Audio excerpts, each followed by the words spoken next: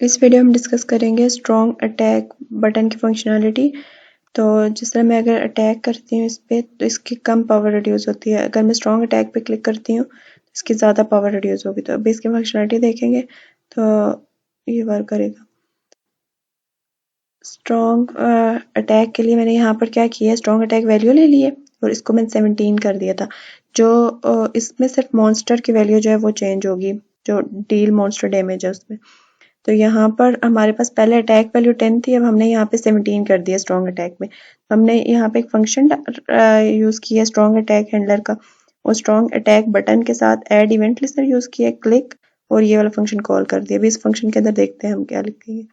तो index.html में strong attack button था, vendor.js में हमने डॉक्यूमेंट डॉट ऐड करके गेट एलिमेंट बाय आईडी करके हमने उठाया यहाँ से। स्ट्रॉन्ग अटैक बटन के साथ मैंने यहाँ पर इवेंट लिस्टर अटैच किया। तो अब मैं क्या करूँगी कि ये वाला जो कोड है ये सेम मैं कॉपी करूँगी और यहाँ पेस्ट करूँगी, और यहाँ अटैक वैल्यू की जगह मैं सिर्फ यहाँ पे क्या करूँगी, स्ट्रॉन्ग अटैक वैल्यू कॉल कर दूँगी। तो अब अगर मैं यहाँ पर रन करूँ इसे, स्ट्रॉन्ग अटैक, सबसे पहले मैं अटैक पे क्लिक कर रही हूँ। यहाँ पे एक मसला है कि ब्रैकेट हमारी एक्स्ट्रा आ गई है तो एरर दे रहा है, ये ब्रैकेट का एरर है। ये सेव कर दिया तो फिर मैंने ये रन किया इस पे। अटैक सिंपल अटैक है, स्ट्रॉन्ग अटैक इसी तरह के। इस पे हमने क्या किया है कि एक स्ट्रॉन्ग अटैक 17 है तो वो सिर्फ मॉन्स्टर पे लग रहा है, हमारा जो प्लेयर डैमेज है वो इसी तरह रहेगा। जो मॉन्स्टर अटैक वैल्यू है जो हमारी पहले आ रही थी, जो हमने 14 रखी हुई थी, तो वो हमारी सेम है। जो तो हमने कितनी रखी थी, 14 रखी थी मॉन्स्टर अटैक वैल्यू, तो वो हमारी सेम रहेगी। हमने सिर्फ क्या किया, डील मॉन्स्टर डैमेज की वैल्यू हमने वो चेंज की है।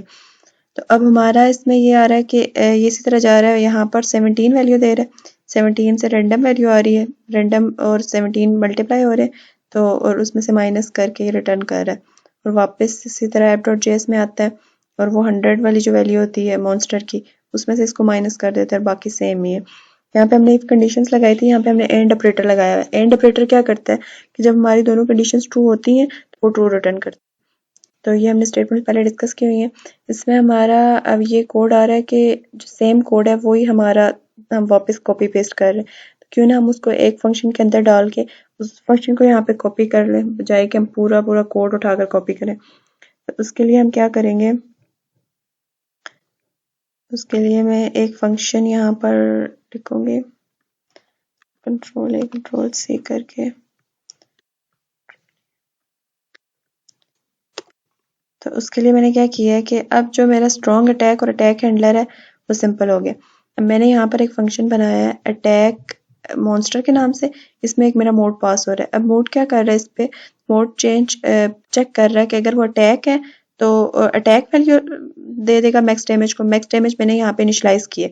मोड पे क्या हो रहा है कि मोड पहले चेक करता है कि अगर अटैक है तो वो अटैक वैल्यू दे रहा है मैक्स डैमेज को इस वेरिएबल को, और फिर दोबारा चेक करता है एल्सेफ पे, अगर स्ट्रॉन्ग अटैक है तो मोड को मैक्स डैमेज को ये दे रहा है। तो यहाँ पर हम पास कर रहे हैं डील मॉन्स्टर पे, पहले हम अटैक और स्ट्रॉन्ग अटैक वैल्यू पास कर रहे थे, अब हम मैक्स डैमेज पास करेंगे।